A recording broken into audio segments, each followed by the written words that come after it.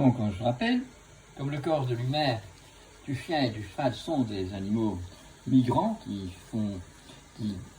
à partir de septembre jusqu'au printemps, ont quitté avec les hirondelles le pays gris. Il fallait donc trouver un truc pour avoir les vitamines B et les vitamines C, l'antiscorbut pour les C et l'anti-péribérie pour le B, en faisant une action avec rituel, le sirop de coin comme le sirop de sureau. Mais le sirop de sureau, je vous l'ai dit, c'est plus facile à gérer, tandis que le sirop qu'on fait avec le coin, il faut se méfier de ne pas tirer trop longtemps avec de la vapeur, ou sinon vous allez avoir une grenadine et puis le sirop. Donc bien regarder que le jus qui sort soit très juteux, très gluant comme un jus doit l'être et pas tout à fait aqueux. Alors à partir de septembre jusqu'en mars, nous aurons le remplacement des légumes et des fruits qui poussent quand il y a du soleil. Mais quand il n'y a pas de soleil, qu'il n'y a pas ces fruits et ces légumes, il faut donner à notre corps, à celui de nos enfants, de nos grands-pères, de nos chiens et de nos chevaux, du sirop de coin aussi. Et voilà, donc je vous montre le coin, je vous remontre une fois de plus la tireuse de jus, vous voyez, qui tire le coin, coupé en morceaux là, et alors ici sortira le jus. Et vous voyez qu'il doit être coloré, couleur pêche ou même un peu plus foncé parfois. Et une fois que c'est fait, on va prendre la casserole en cuivre et pour 1 litre de jus, il faut 1 kg de sucre raffiné justement, n'oubliez pas. Hein, donc sur votre table à manger tous les jours, prenez du raffiné, ni en sucre ni en sel, mais quand vous faites de la chimie, ça doit être du sucre de betterave raffiné et ça doit être donc ce sucre. Attendez, je ne vois pas. Voilà, ici.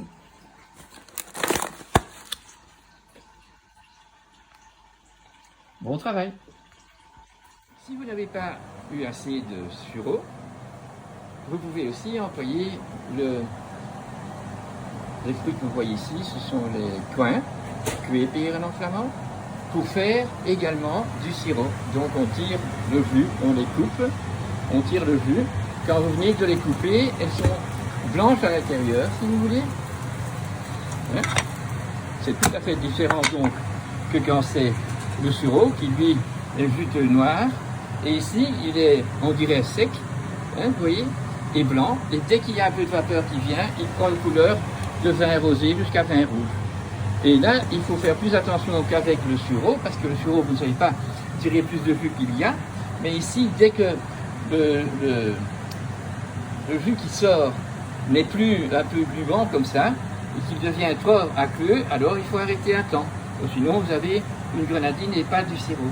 Ça, c'est le plus compliqué. Vous voyez, donc, on lave les coins. Et alors, quand on les a lavés, on les coupe en morceaux et on les met dans la tireuse de jus. Voilà.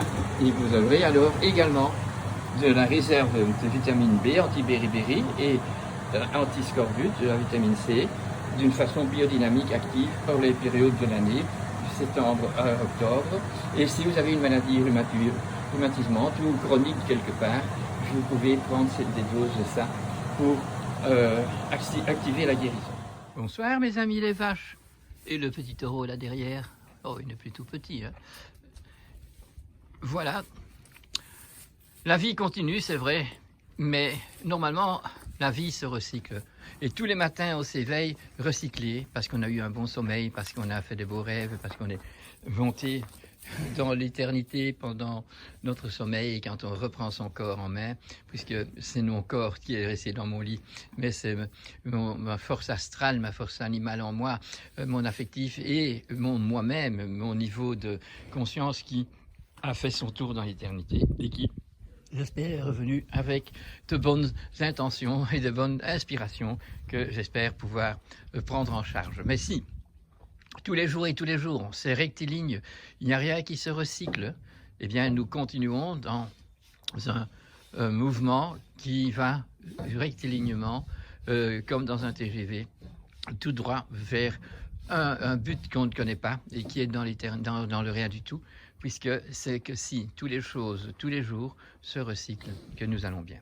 Alors, c'est important qu'on sache que ce que nous avons aujourd'hui comme crise est un mensonge quand on le met sur le dos d'un possible virus. En plus, on sait que ce virus-ci, il a été manigancé encore par des labos. Donc, maintenant, j'espère que mes précédentes vidéos, vous avez compris que les laboratoires, ça peut être très bien, mais quand c'est pour la recherche et pour découvrir quelque chose. Alors, si les chercheurs sont des gens de conscience, ils font une recherche de conscience, ils vont découvrir les valeurs cachées d'un atome, les valeurs cachées de la vitamine C. Mais dès qu'ils ont découvert ça, voilà le problème, c'est qu'on va faire des labos partout, économiquement rentables, qui vont faire la vitamine C. Donc on va fabriquer un ersatz, un faux, un junk, qui va être légiféré et qui va rentrer dans la médecine préventive aussi même. Donc nous voyons que nous sommes partis à côté de toute sagesse, à côté de tout recyclage dans la vie de santé. Et donc de génération en génération, nous allons avoir de plus en plus de maladies dégénératives, des maladies certainement de perte de mémoire, puisque on ne tient plus compte d'aucune mémoire d'aucun aliment et d'aucune acceptation de vie en sociabilité. Quand on voit nos fermes qui sont devenues des exploitations, des monocultures, la même chose avec l'agriculture. Donc au lieu d'être une culture, au lieu d'être quelque chose qui est social et qui répond à les lois que la nature nous propose et qui sont les seules qui peuvent nous donner une continuité de santé. Et pour ça, il faut être être dans la gestion.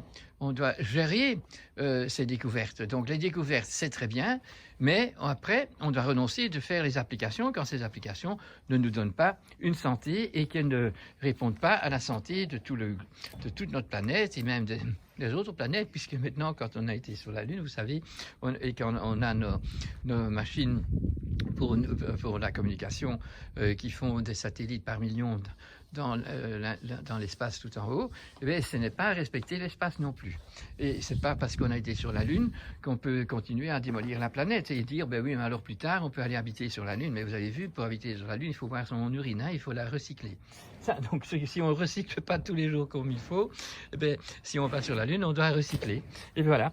Donc, mais alors, ce recyclage-là, si on y réfléchit, c'est quand même pas rigolo.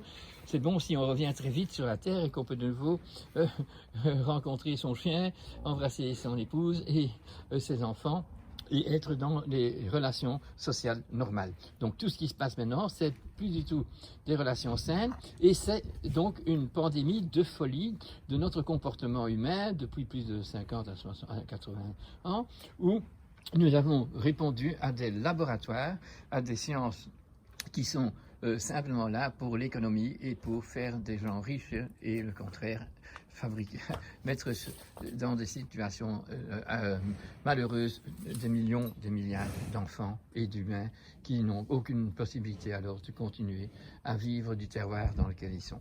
Et tout dépend donc de l'importation, tout est donc ce sont des firmes internationales, mondiales, qui prennent tout le pouvoir, qui ont plus d'argent même que les pays eux-mêmes. Eh bien, c'est des situations impossibles, qui ne peuvent pas être tolérées, mais qui, dans tous les gouvernements, ont été tolérées. On appelle ça la démocratie. Donc, si on se rend compte de ça, eh bien, on peut avoir de plus en plus de gens avec un bon cœur, une bonne envie de mettre les choses au point, sans attaquer ceux qui sont au pouvoir, mais en ne suivant pas non plus leur dictature et en reprenant soi-même notre propre conscience et notre propre connaissance et reconnaissance de ce qui est bon, de ce qui est vrai, de ce qui est authentique. Voilà, c'est une réflexion que j'aimais quand même faire encore aujourd'hui et de voir ce qu'il faut faire dans la vie pour avancer ensemble. Donc il faut donc trouver des amis, des véridiques amis de la nature, des véridiques amis que nous rencontrons, si ce n'est pas directement parce qu'ils habitent dans le même village, eh bien si même ça se fait par écran, si au moins ces rencontres sont de pleine valeur et qu'on peut parler des choses d'une façon importante en n'étant pas soi-même dans une dictature mais en restant raisonnable. Donc on va débattre de toutes ces choses-là. Et c'est ce que j'essaye de faire ici aussi. Et j'espère que vous aimez ça et que vous continuez à me donner des critiques et vos observations et vos pensées à vous aussi. Merci.